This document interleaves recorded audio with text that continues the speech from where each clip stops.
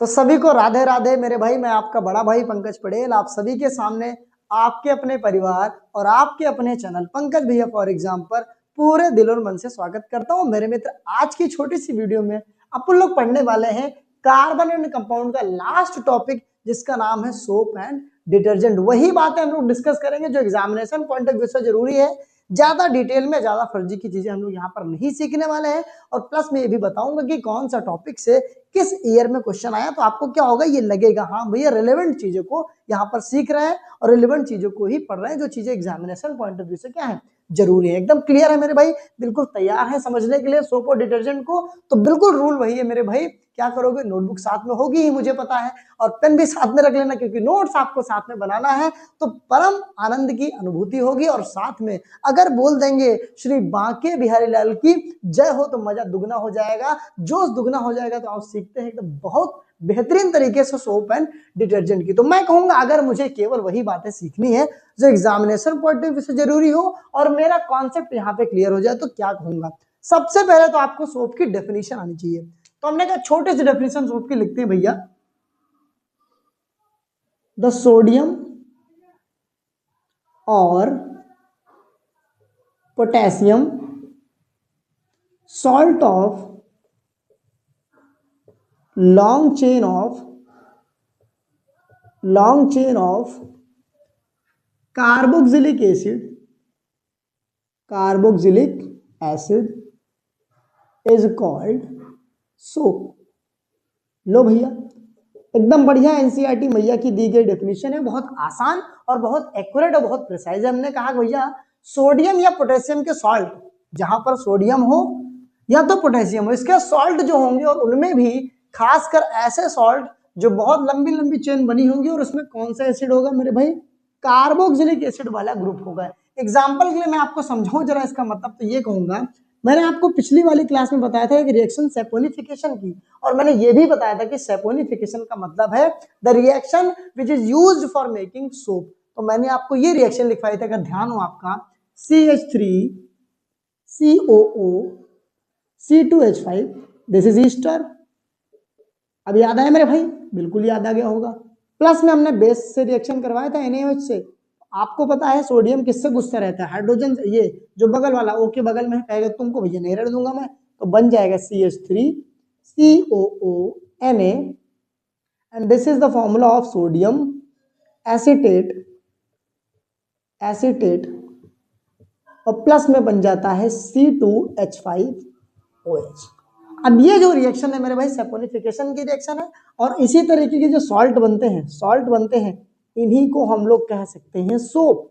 मोटी मोटी बात इतनी है। तो आप देख सकते हो यहाँ पर सोडियम प्रेजेंट है, तो ये सोडियम का सॉल्ट है कि नहीं, बिल्कुल वही बात। अब यहाँ पे अगर पोटेशियम हाइड्रोक्साइड होता तो यहाँ पर पोटेशियम हो जाता। तो मैंने कहा सोडियम और potassium salt of long chain of carboxylic acid. मैंने कहा जरा ये भी तो देखो मेरे भाई, यहाँ पर जो COO है ये किसको रिप्रेजेंट कर रहा है, कहेंगे गुरुजी ये तो हमने पढ़ रखा है कार्बोक्सिलिक एसिड में।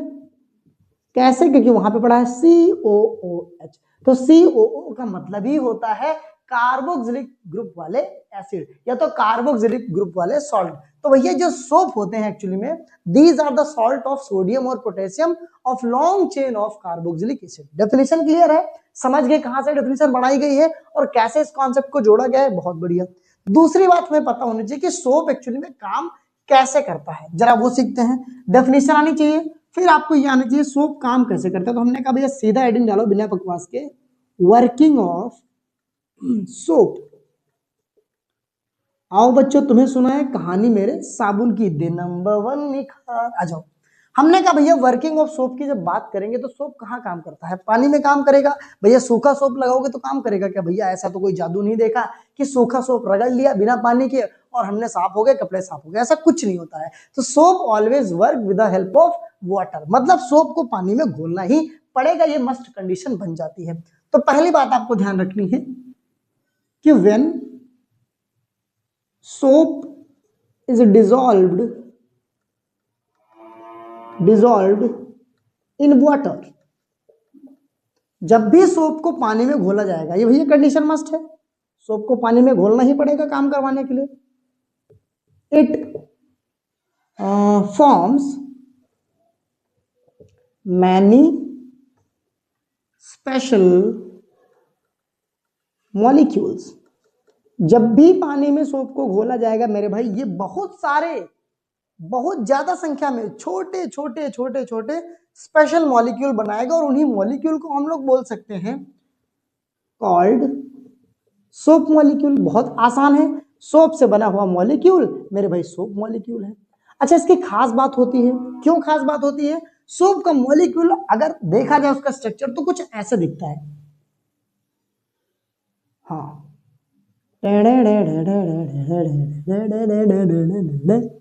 ऐसा दिखता है।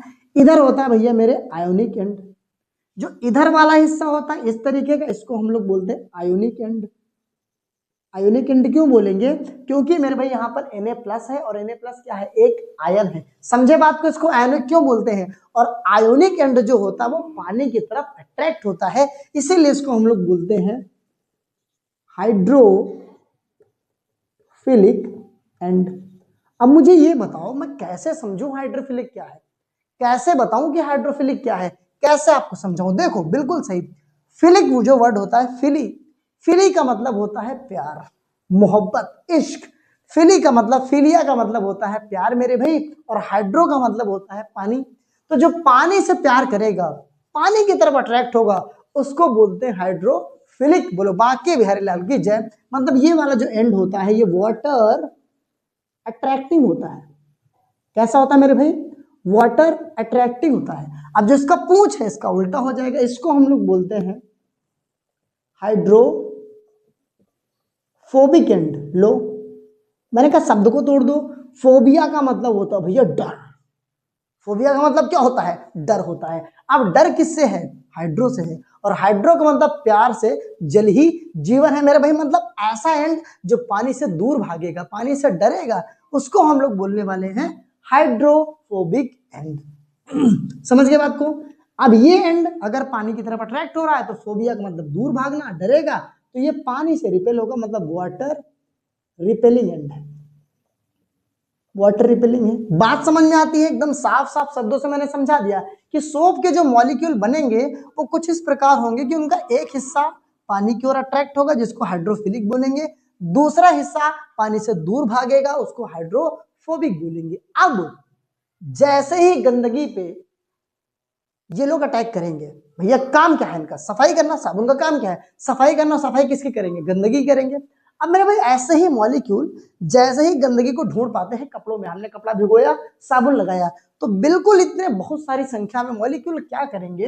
अपने आप को गंदगी के अराउंड सराउंड कर लेंगे, गंदगी के अराउंड चारों तरफ सराउंड कर लेंगे कुछ इस प्रकार। मैंने कहा अगर मान लेते हैं ये डर्ट पार्टिकल है, डर्ट पार्टिकल है, और इसको हमने कहा ये भैया डर्ट है, कपड़े में लगा हुआ डर्ट है, तो इसके चारों तरफ ये जो मॉलिक्यूल है सफाई कैसे करेंगे? इस डर्ट पार्टिकल के चारों तरफ कुछ ऐसे अरेंज हो जाएंगे, ऐसे अरेंज हो जाएंगे, ऐसे अरेंज हो जाएंगे। मतलब बहुत सारे मॉलिक्यूल इस डर्ट पार्टिकल को घेर लेंगे। अब तुम्हारी ऐसी की तैसी, एक से नहीं मानोगे तो मिलकर मारेंगे, एक से नहीं मानोगे तो मिलकर मारेंगे, लेकिन लपेट के ही मानेंगे। यार ये तो कविता बन गई भाई। एक से नहीं मानोगे तो मिलकर मानेंगे, अकेले से नहीं मारोगे तो लपेट देंगे। ऐसे ऐसे ऐसे समझो, भावनाओं को समझो। कभी की लाइनें अगर गलत हो गई तो कोई बात नहीं, लेकिन भावनाएं कभी गलत नहीं होंगी। हमने कहा आज हमने ये सीखा कि सोप अगर पानी में जाएगा तो ऐसे मॉलिक्यूल्स में टूट जाएगा।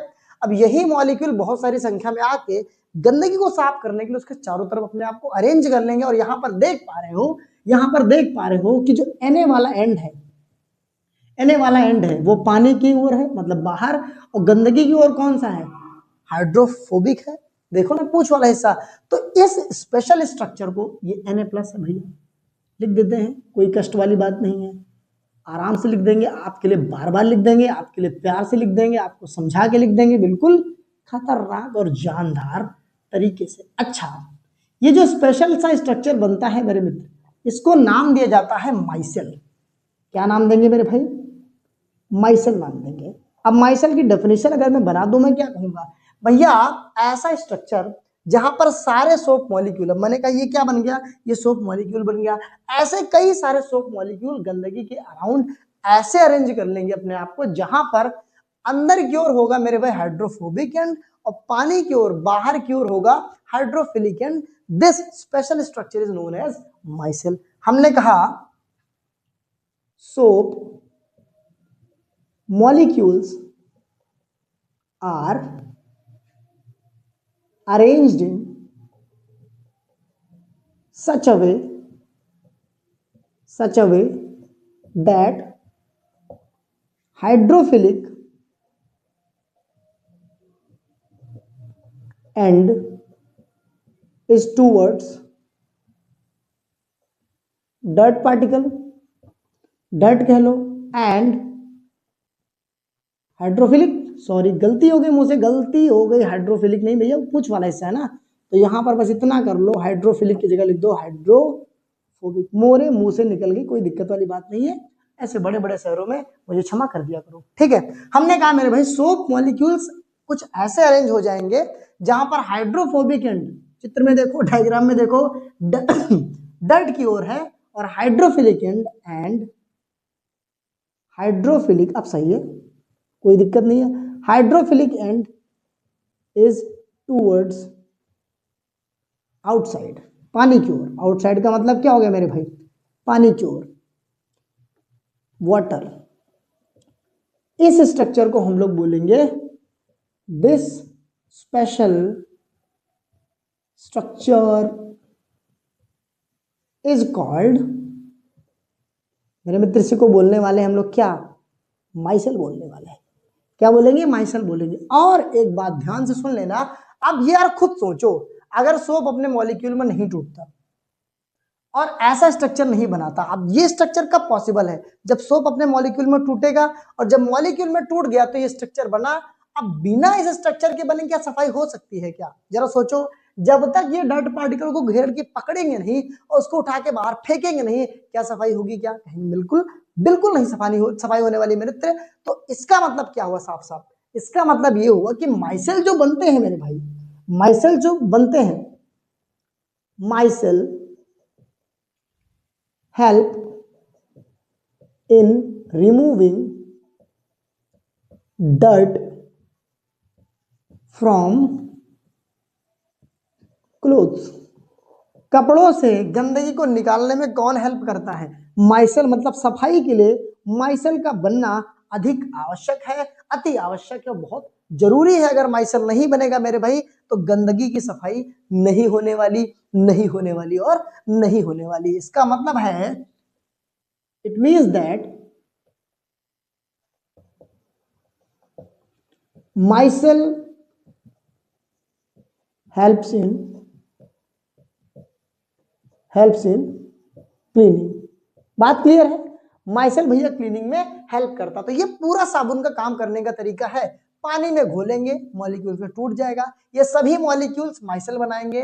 क्या है माइसेल भैया, गंदगी के चारों ओर सभी मॉलिक्यूल अपने आप को अरेंज कर लेते हैं, जहां पर हाइड्रोफोबिक एंड अंदर की ओर होता है और हाइड्रोफिलिक पानी की ओर, बाहर की ओर होता है। इस स्ट्रक्चर को माइसेल बोलते हैं। और जब ये स्ट्रक्चर बन जाएगा तो जब कपड़े को हम लोग ऐसे पानी में झिटकते हैं तो ये भैया पानी से चिपका होता है, पानी की तरफ भागेगा, और ये बेचारा यहाँ चिपका है तो भैया पूरा मॉलिक्यूल क्या करेगा, इसको अपने साथ खींच के पानी के साथ बाहर चला जाएगा। और ऐड आता नहीं है, चौंक गए, वो वाला काम हो जाता भैया, सफाई एकदम तनातन हो जाती। लेकिन यहाँ पर एक दुख भरी खबर आपके लिए ये है कि साबुन बेचारा हार्ड वाटर में काम नहीं कर पाता। दिक्कत इसके बाद फंस जाती है कि भैया चलो ठीक है, इतना मामला तो ठीक है, काम तो बहुत बढ़िया कर रहा है, सारी चीजें अच्छी की, लेकिन इसकी एक दिक्कत है मेरे भैया, हार्ड वाटर में काम नहीं करता है। और जब हार्ड वाटर में काम नहीं करेगा तब एंट्री मारेगा हीरो बन के कौन, डिटर्जेंट डिटर्जेंट डिटर्जेंट। क्या करो, इसको छाप लो जितना मैंने लिखवाया, फिर बात करते हैं कि डिटर्जेंट डिटर्जेंट कब काम करवाता है या कब काम आता है, और साबुन की दिक्कतें क्या है, इसके ड्रॉबैक्स क्या है, इसको छापो, फिर उसके बारे में डिस्कस करते हैं मेरे भाई।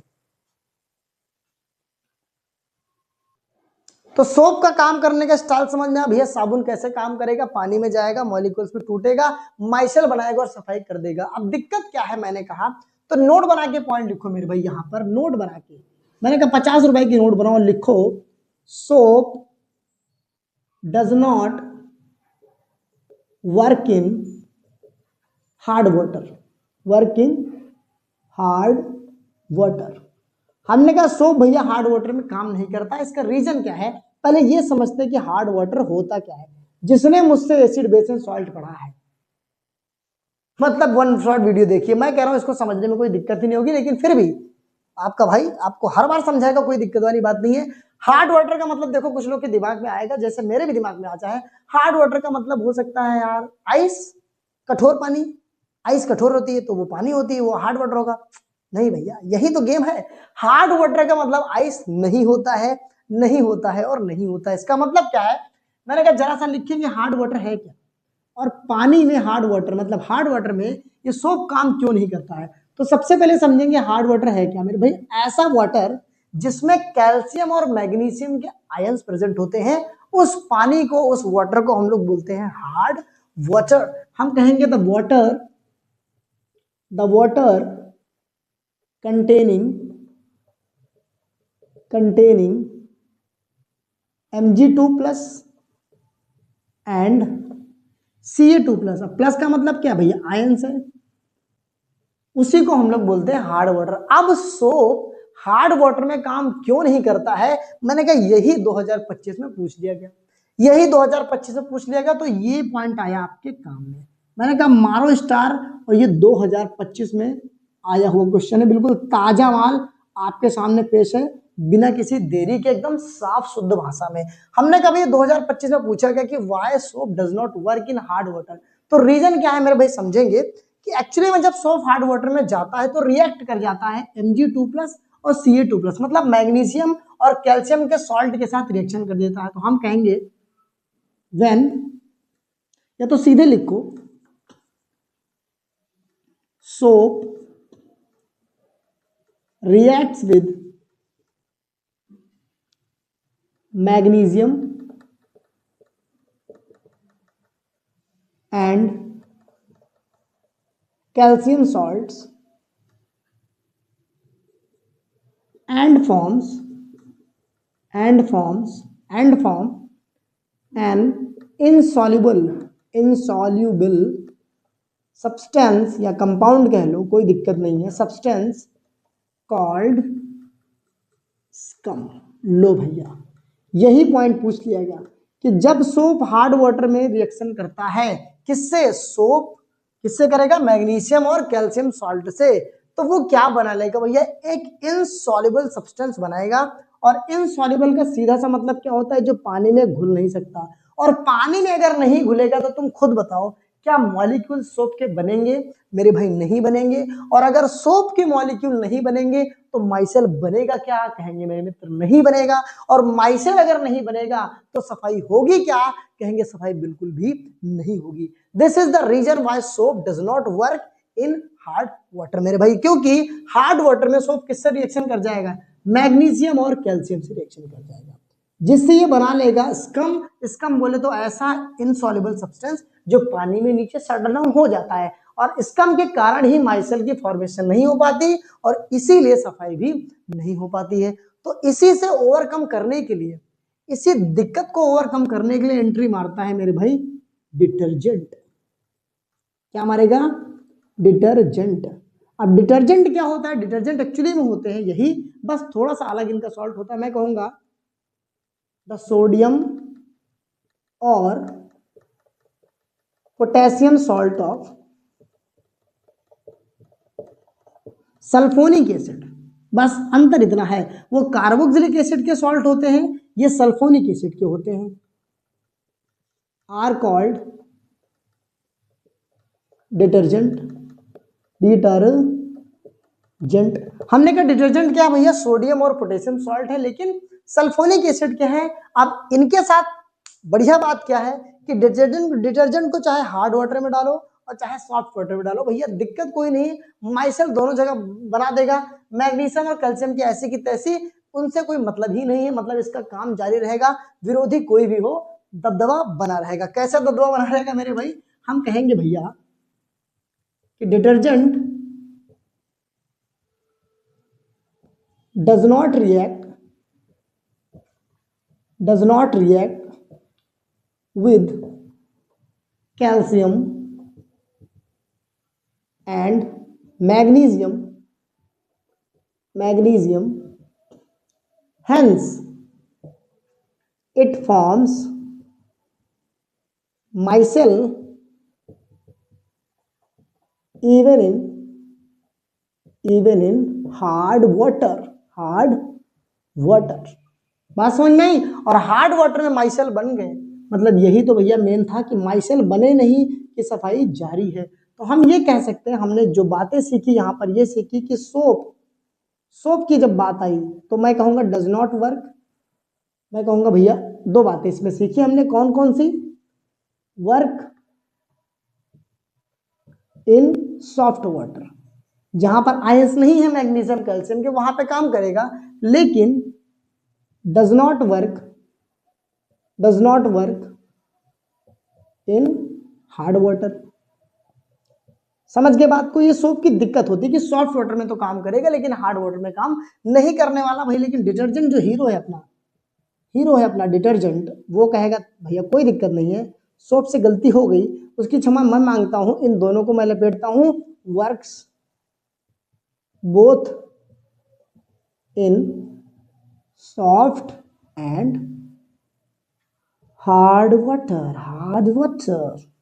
बात क्लियर है? और यही रीजन है कि डिटर्जेंट